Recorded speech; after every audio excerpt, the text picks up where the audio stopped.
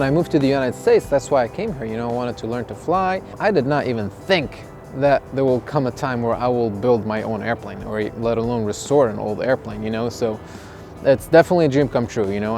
Even now I'm thinking about it, like we built this thing, you know, we flew it, we test flew it, and I still can't believe it.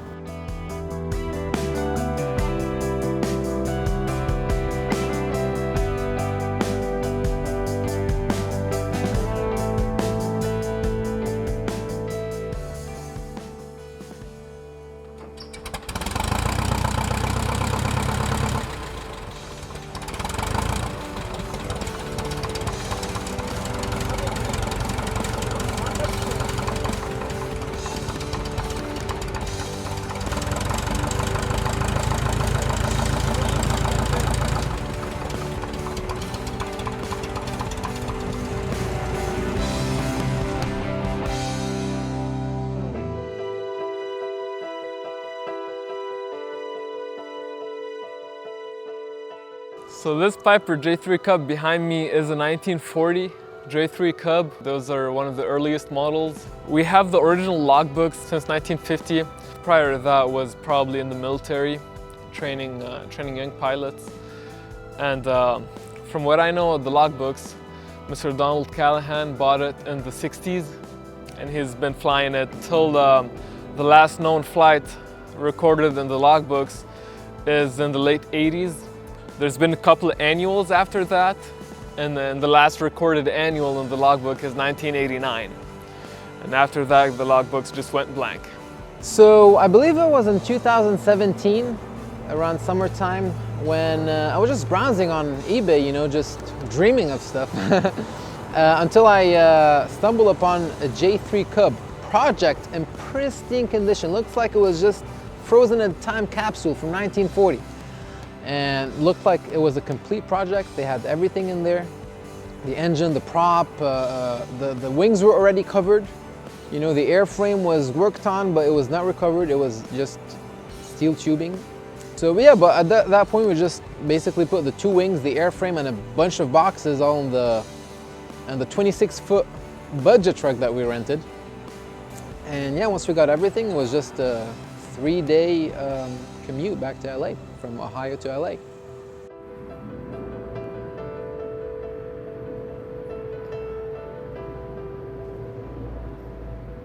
This project, throughout the whole project, felt unreal. We thought we'd get it and start working on it and see how it goes from there, and seeing it come together as a full project and actually flying in it, definitely the best feeling. You want to put the bottoms in? Okay. Well, actually, after we put the wings on, we had to rig the control cables and set the dihedral and the washout in the wings. We had to rig the aileron cables.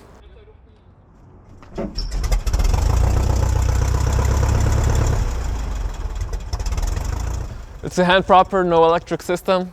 So we had to learn, of course, that was scary at the beginning, flying more modern airplane with turnkey starter. Fires up first swing each time.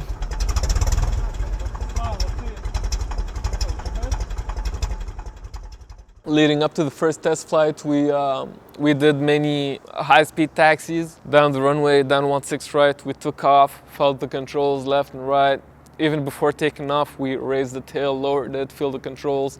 Then after that, I hopped out of the airplane and Moe took it for his first rip around the pattern. Now, the biggest thing that I was concerned with is the engine, because the engine hadn't flown since the 1980s. Even though it had 700 hours on it, it's been sitting for over 30-some years, you know. We did a thorough run-up on the ground, and we did lots of ground runs, and we got to a point where I was like, okay, you know, this engine's running, it's strong, it's not burning any oil, compressions are really good. And once we got to that point, I was like, okay, Sam, let's take her up.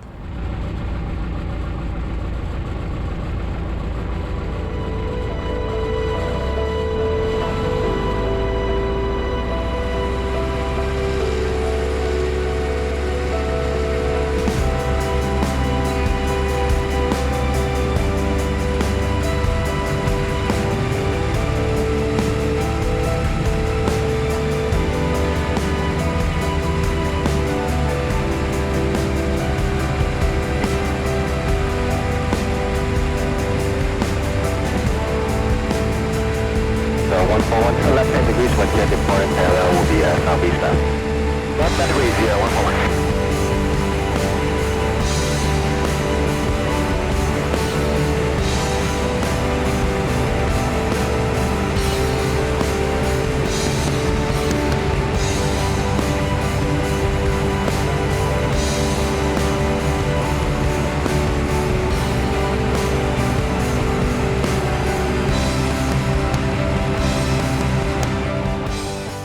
Initially during the flight, I was, of course, like super serious, you know, just in the moment, trying to feel every little thing in the controls, you know, just trying to be on point basically with everything and ready for anything unexpected if something were to happen. But as I turned downwind, you know, the engine was running perfectly.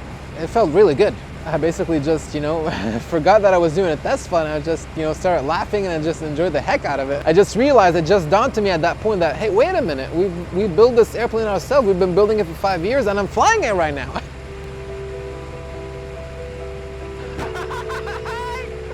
Fucking amazing!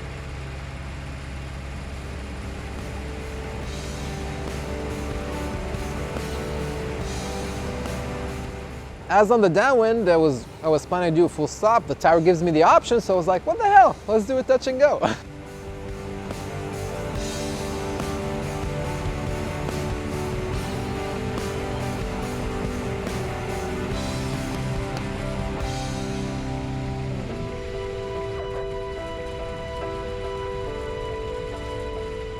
So I set it down, I did a wheel landing on the main wheels, kept the tail, you know, above the ground, and went full power again and was up in the air another time.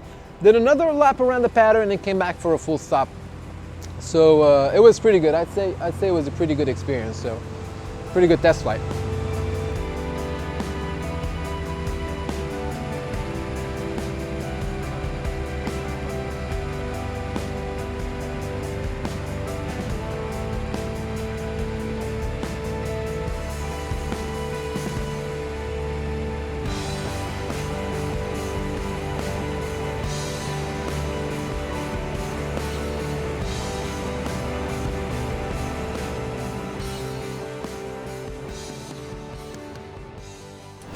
So the inside, we kept it as the original.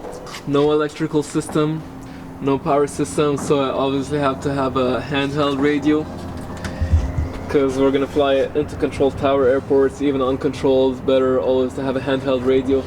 Leather seat cushions on it. Those are brand new. The control sticks, control tube, those are the original ones that came with it. I blasted and painted them. The instrument panel is the same old one, and I painted it new. The floorboards, we had to replace them.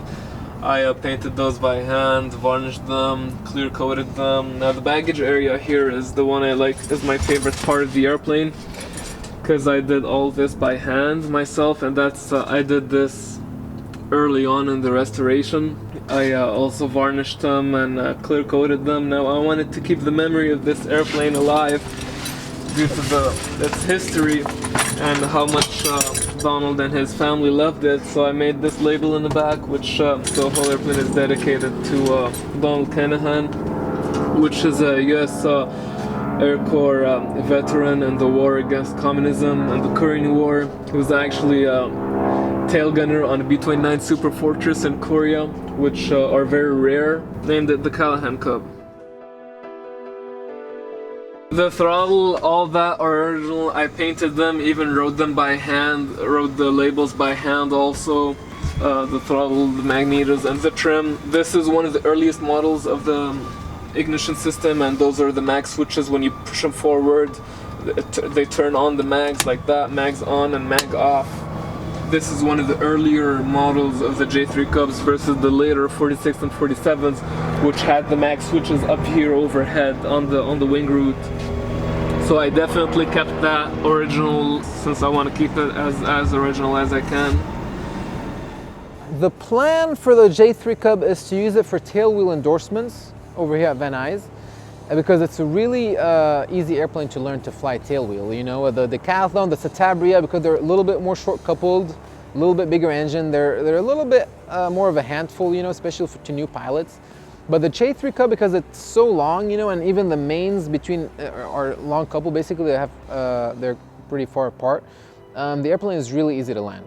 You know, it's really hard to ground loop a J3 Cub, and it's very stable for a tailwheel airplane. You know, so I think it'll be a really good airplane to teach our students, you know, tailwheel and to do tailwheel training on it. And also we might offer discovery flights in it, like you know, tours in a classic 1940 J3 Cub. I don't think anyone does them in SoCal over here, so that'll be a good plan, hopefully. It's about 82 years old, and it's, I mean, right now it's as if it's brand new. You know, we just finished completely restoring it. All the components are brand new, so yeah, it's still a workhorse. 82 years after it rolled out of the factory in Pennsylvania. We're still using it for our business, for our flight school, and it's still flying.